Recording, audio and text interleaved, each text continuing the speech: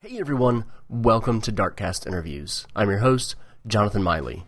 DCI is traditionally a long-form interview podcast where we talk to game creators about who they are, their work behind the scenes, and obviously their recent or upcoming video games.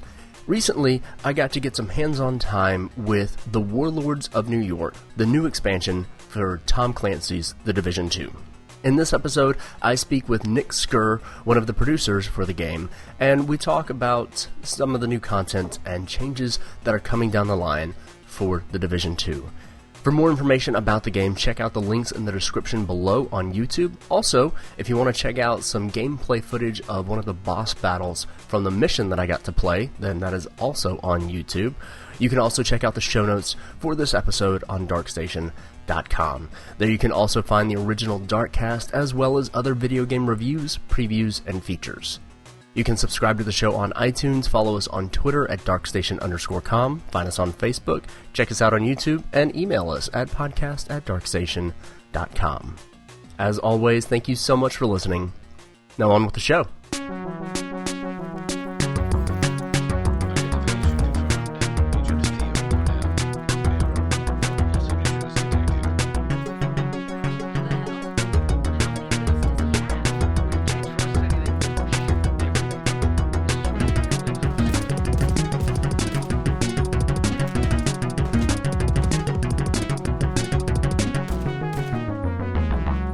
You go by Nicholas? What do you... Nick, any of my mum and dad call me Nicholas. Alright, fantastic. Well, Nick, thank you so much for sitting down with me and chatting about The Division 2.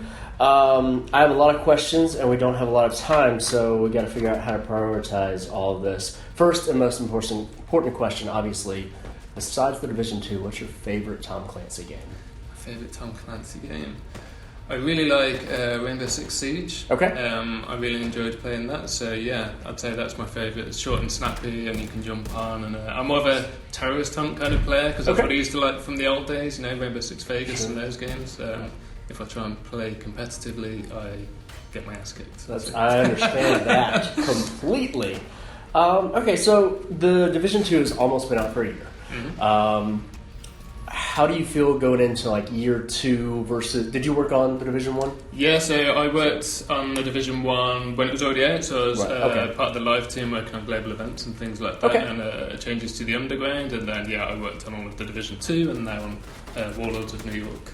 Fantastic. So going into year 2, kind of how do you feel as far as the challenges, the successes of the Division 2 versus kind of where you were at this point with the Division 1? What do you kind of see? Yeah, so obviously, the first Division was a live game, and with all of the games we make, it doesn't stop when they come out, so we're very active in our community, listening to what people are saying on Reddit and Twitch, and communicating with people to the state of the game.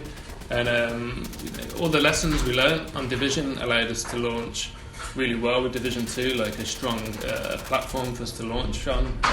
We launched with no issues, and we were really proud of what we put together, having endgame there straight away, and then a good roadmap of free content throughout the first year. But as we talked about in the presentation, there was one common feedback point about the gear game being overly complex and people's inventory being full and not knowing what to keep and what was good for the player. So that's something we really focused on, overhauling the RPG system, but at the same time giving our players a whole wealth of new content in this expansion for them to utilise all these new RPG overhaul systems we have. Fantastic. Now, the Division is a pretty complex game. There's a lot going on. There's story missions, there's other activities, there's things to captures, there's the dark zone, there's more traditional multiplayer. It can be a little overwhelming, especially for new people. And now we're getting more stuff with the Warlords of New York. Yeah. What are your kind of recommendations for somebody, either somebody that played it and dropped off and wants to come back with the new content, or somebody that's brand new to it? What are some of your recommendations for somebody that's... I mean, the great thing with the Warlords of New York expansion is that's really up to our players. So it's, what is most appealing to you. If you've heard about the Division, I haven't necessarily played it before, you've probably heard a lot about New York and the snowy locale of the first game, and so you might want to jump straight in to the expansion and try out all the new content. And that also allows you to explore our new map in South Manhattan anywhere you want. So there's, the map's hidden by fog of war, so you're not swarmed by icons and things straight away. It's up to the player to explore the map and unlock things and go and visit things that interest them. Okay. And for those that want to go on that journey from level 1 to 30 to kind of maybe pick up some of the mechanics that way and follow the narrative through as it was, I suppose, originally intended, they can do that as well. Okay. So I played it when it came out, and I kind of fell off pretty quickly because it's obviously geared as a cooperative game. Mm-hmm. Is there anything changing to help, make it more accessible for somebody that wants to play solo or doesn't have the friends to play with other people or something like that? Yeah, so if you're someone who has friends that play the Division 2 and they're at the end game, then we allow you as a player to join them and scale you up appropriately. We'll still give you rewards based on your level. But whenever we're creating content, we always keep in mind that players may want to play solo, or don't have friends that are necessarily playing the Division. So we adjust the enemies that you face based on how many people are playing. We always try and scale the levels. So if there's 4 people playing, you're going to see different enemy types or harder versions of an enemy than if you're playing solo. We scale it down to make it not too difficult for people. Okay. And we always try and make sure all of our boss encounters as well, like the fights against the new rogue agent lieutenants, can be completed by 1 person or 4. Gotcha. Now, talking about playing with friends, there's also the option for matchmaking. Yeah. Sometimes that can seem like it's a little hit or miss. How do you balance, with all the various things that you can do, how do you balance actually matchmaking people with just items all over the map? And does that change? If I'm in Washington, D.C., can I matchmake into a Warlords of New York mission? How does that? Yeah, so if you have the Warlords of New York expansion, you can choose whether you want to matchmake for activities in New York City or in Washington, D.C. So we make sure that we try and pair you up with people that are currently playing the kind of content that you want to play, for sure. Okay. So this is a random question, but at the trailer that we got to see today, the character that we're after, Mr. Keener, right? Aaron Keener. Physically, he kind of looks like Troy Baker. Is that Troy Baker? Do we know? He's not based on any existing actor, so he's a brand new creation for Division. We didn't see much of that character in Division 1, and we really wanted to bring him to the forefront in this game. The whole Manhunt campaign is centered around finding him, and we really wanted to, make him a flesh and blood agent and villain. Sure. Now, you mentioned the Warlords of New York is the new expansion. Yes. When the Division 2 came out, there was a lot of positive reception around the fact that the Year 1 content would be free. Mm-hmm. How much is the Warlords of New York? So the Warlords of New York expansion for those players that are in Division 2 will be $30. Okay. And if you haven't joined into the Division 2 yet, you can buy the base game in the Division 2 and the expansion for $40. Okay. Or we have an Ultimate Edition as well, which is Division 2, all of our Year 1 pass content, so the 8 classified assignments and the instant access to the personal specializations and the Warlords of New York expansion too. Very cool. Okay, very cool, very cool. So what is the new battle pass that's coming out? Yeah, so once you finish the main campaign of the Warlords of New York, about a week after the launch of the game, we're going to be activating our first season, and that's a 3-month mini campaign that is really there to focus players' attention on what's going to be the most rewarding experience for them when they've logged on that day. So they know it's a global event live. If I play this, I'm going to get extra season XP. That'll allow me to level up in seasons, and I'll get rewards for that.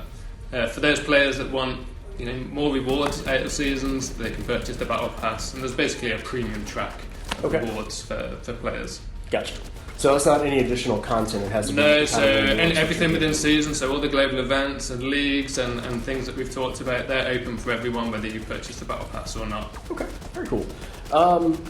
So upgrades to the mechanics of the game that are coming with Warlords of New York, Yeah. are all of those things that, the overhaul to the gear, all that kind of stuff, is that coming to the main game as well? So everything we've talked about in terms of the RPG overhaul and gear balancing, all the revitalisation of the dark zones in Washington DC, those are quality of life changes, and we want those to be available for all our players, whether they join us for Warlords of New York or not. Okay. So all players of Division 2 will get those. Okay. Sure. What about the new level cap?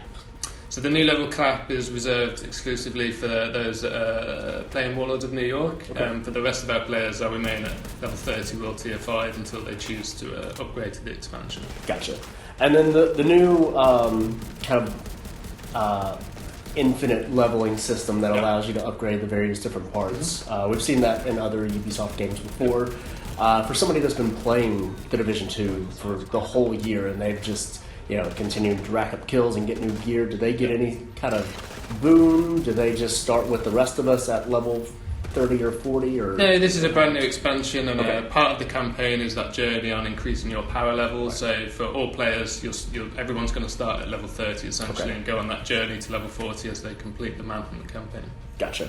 Do any of the any of the areas in the new New York City map, do they overlap with the old New York City map? No, so the map that we've created for Warlords of New York in South Manhattan is for brand new name zones. The areas of Manhattan that players would never have been able to reach in the Division. Mm-hmm. This is all brand new, and it's all one-to-one scale as well, as we did with Washington DC.